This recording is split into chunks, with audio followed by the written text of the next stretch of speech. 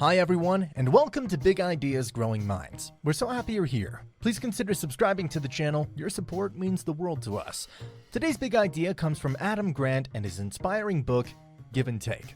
The book has the subtitle, Why Helping Others Drives Our Success, and is, in its essence, a groundbreaking insight into the surprising forces determining if people rise to the top of the success ladder or sink to the bottom. Here's our take on the essential pieces of wisdom conveyed in the book. The basic premise of the book is that most people fit into one of three reciprocity styles: givers, who give more than they get; takers, who get more than they give; and matchers, who balance give and take and are willing to exchange favors but careful not to be exploited. Every time you interact with someone, your chosen style reveals itself. The decision is all yours, and what you choose can significantly impact your chances for success in life, business, and love. Let's explore the difference between givers, takers, and matchers further. Number 1. Communication. Takers prefer to communicate through dominance or prestige. They firmly believe that if people see you as authoritative and significant, you can influence others through respect and admiration. Grant calls this powerful communication. The downside here is that dominance is a zero-sum game. If you dominate your coworkers, you gain influence while they lose it, which isn't good for building good communication in the long run. Givers, on the other hand, practice powerless communication. This means listening, asking questions, signaling vulnerability, and seeking advice.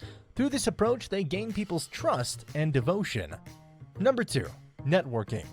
Givers, takers, and matchers develop fundamentally different networks. Takers often network actively. They're usually very charming, but reserve their charm for influential or powerful people. As takers rise in their organizations, they openly pursue self-serving goals.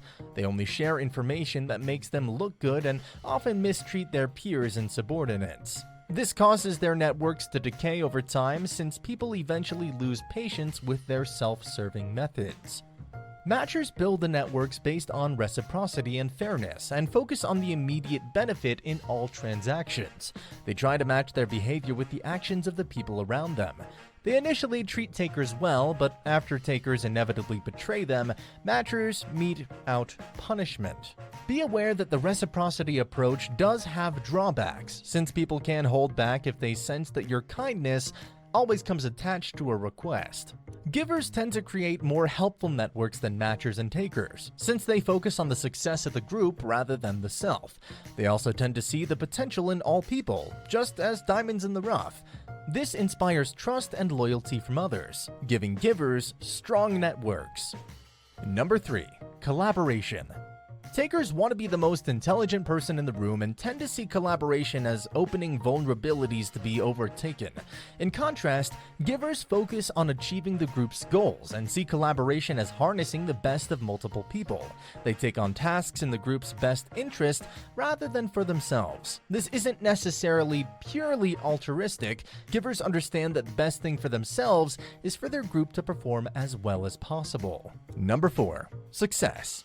Interestingly, according to Grant, both the worst and the best performers tend to be givers. The givers at the bottom tend to spend too much time on the problems of others to finish their work and often shy away from conflict and harsh feedback. Put in other words, the most significant risk of being a giver is giving too much of yourself at your own expense, leaving you exhausted with little to show for all you've done. But givers also fill out the top ranks, since they're better at communicating and stronger at building valuable networks and good reputations, which will naturally lead to opportunities that you would not otherwise have had.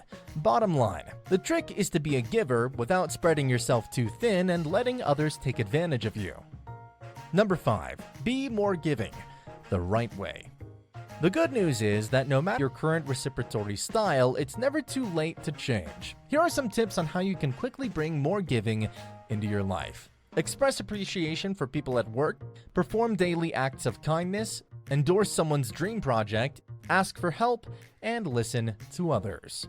And there you have it, Give and Take by Adam Grant in a nutshell. We hope you enjoyed the video, and if you did, please remember to give it a like. Take care, and see you soon.